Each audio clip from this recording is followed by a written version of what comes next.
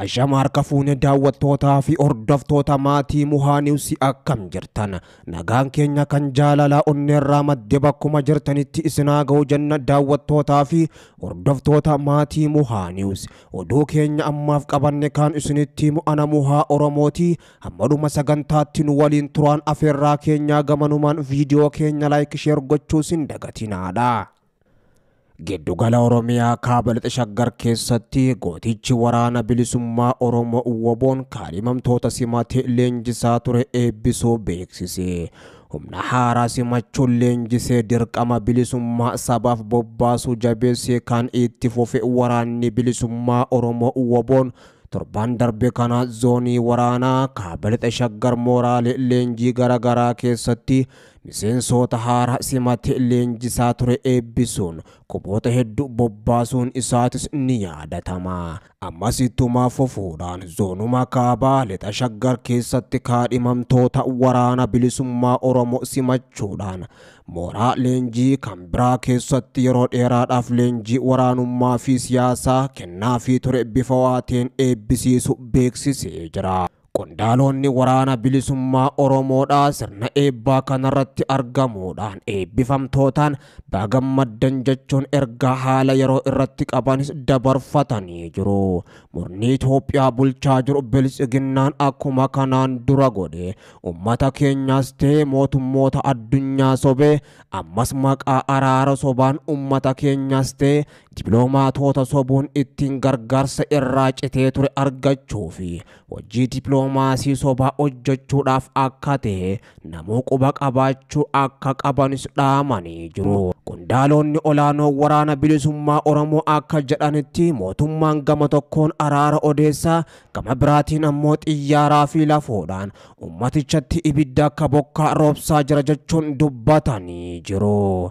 Bu'aa marii kanaas erga ibsanii booda ammoo waraana guddaa ummaticharratti banuufis qophii xumurataa jiraachuu argaa jirra jechuudhaan kan himan mootummaan Abiyyi Ahmad nagaaf otoo hin taane waraanaaf of qopheessaa jira jechuudhaan humna guddaa eebbisan kana fuulduratti kan dubbatan ajajoonni waraana bilisummaa Oromoo zoonii giddu galeessaa.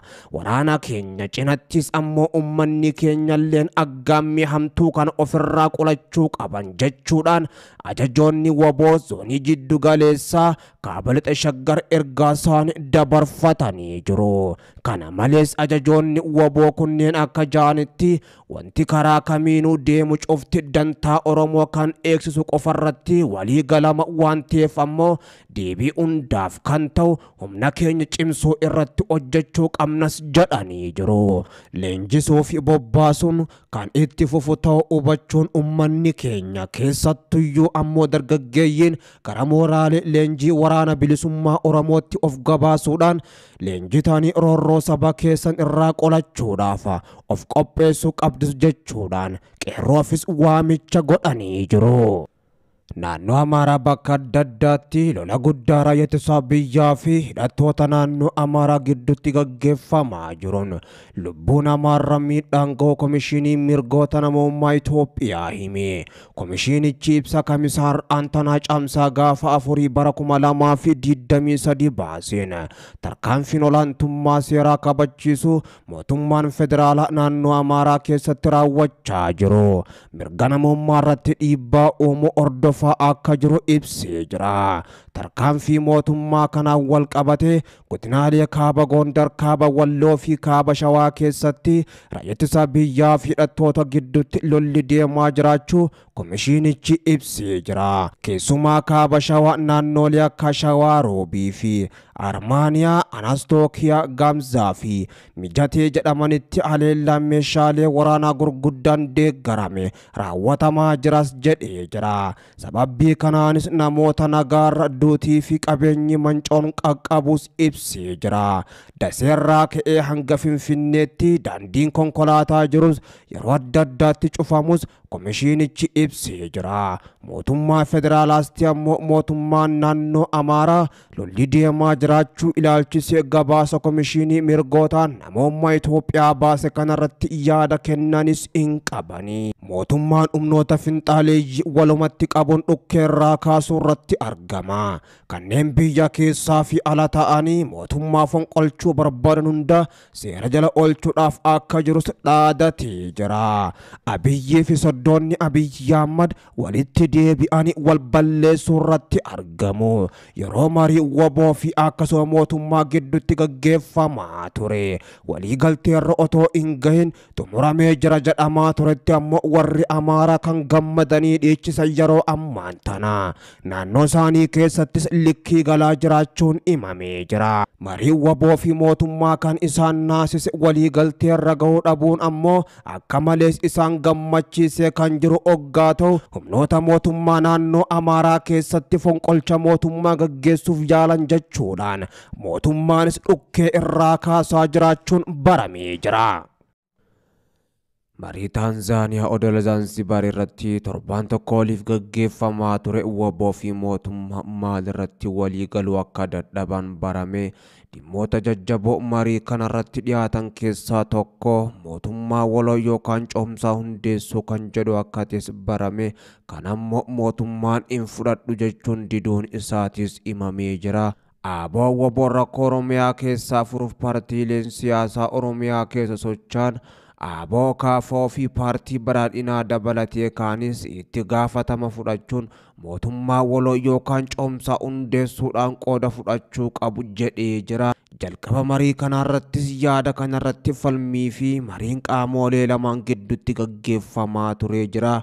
Garuu yaada kanarratti marii marsaa jalqabaa kanaan wal hubannaadhaan xumura irraas hin gahamne. Dabalataan aboo waboorraa akka barametti araarri kun caasaa isaanii hunda biyya keessa jiran waliin ta'uu qaba yaada jedhus dhiheessanii jiru. Kuni maraan martoo waraanaa keessaa boodhaaf kan gargaaru ta'uu himuudhaan kanaaf ammoo wal amantaan akka jiraatu paartiileen Oromiyaa keessaa mootummaa waloo hundeessuudhaan filannoo bilisaa fi haqa qabeessa ta'etti deemuu qabanis kan jedhee ture waboon. Mootummaan gama isaan ammoo hidhattoonni waboodhaa meeshaa isaanii hiikkachuudhaan gara qabsoo nagaatti akka makaman gaafachaa ture jira. Waboon ammoo hiikkachuu akka hin qabne himuudhaan waraanni bilisummaa Oromoo waboon akkuma jiruun humna daangaa Oromiyaa tiksu ta'e akka itti fufuu qabus hime. Kan ammoo mootummaan osoo hin fudhatin hafee jiraachuunis baramee jira. Qaamoleen lamaan marii kana booda ibsa baasaniin marsaa jalqaban wal hubannaan gaariin jiraachuu ibsuun gara fuulduraatti ammoo mariin nagaa itti fufuu akka qabus himanii jiru. Lamaan isaaniiyyuu mootummaa Itoophiyaa fi aboo waboon rakkoo Oromiyaa keessaa karaa waaraa ta'een furuudhaaf karaa nagaa itti fufuun mari'achuudhaaf qophii ta'us himanii jiru. Qaamoleen lamaan mootummaa fi waboon marii dabalataa akka barbaachisu himaniis ammoo yoomii fi eessatti gaggeeffama kan jedhu garuu haga ammaattis hin ibsine. Lamaan isaanii gidduu wal hubannaan jiraachuu ibsanis dhimmoota kam irratti wal ta'uun kam irratti ammoo wal dhaban kan jedhu bal'inaanis hin ibsamne. Mootummaan qajeelfama heera biyyattii eeguudhaan marii nagaa kanaaf ammoo qophii ta'uu himus aboo waboon rakkoo Oromiyaa keessaa furmaata waaraa kennuuf furmaatni siyaasaa argamu akka qabus ibsee jira. Marii Taanzaaniyaatti gaggeeffamaa ture irratti waraana bilisummaa Oromoo zoonii kibbaarraa loltoonni lama bakka bu'uudhaan maricha irratti argamuun isaaniitis baramee jira. Mariin kun ammoo waliigaltee malee xumuramus haaldureewwan garaagaraa ifataan jiraachuun isaanii kan barame. Mootummaan waboon hidhannoo isaa lafa kaa'ee karaa nagaatiin galee akka qabsaa'u gaafatus